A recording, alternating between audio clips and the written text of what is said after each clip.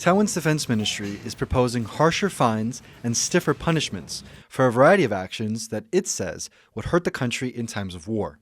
The military wants to amend parts of the All-Out Defense Mobilization Readiness Act. This law is supposed to help prepare the country for a conflict. It not only includes regulations for people to report for military service, but also provides rules for things like hoarding goods and price gouging.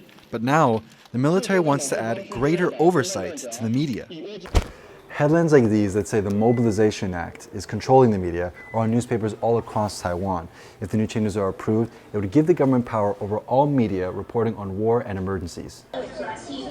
The new amendments also say that any organization publishing what the Defense Ministry deems to be false information during mobilization could face up to 3 years in prison and a fine of about $33,000.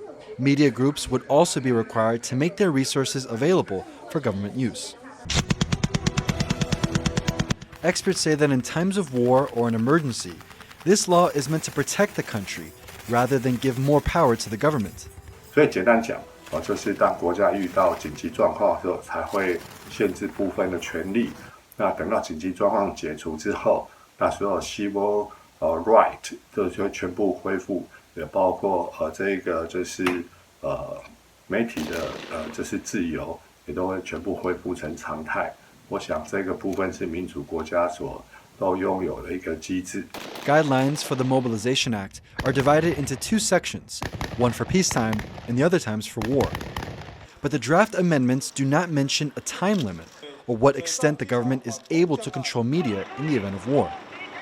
Lawmakers from the opposition Kuomintang or KMT are urging the government to outline more clearly what the parameters are. 在所谓的全员动员令的这个部分，我们也要求政府应该要说明清楚，到底它的规模跟阶段是不是应该要更明确。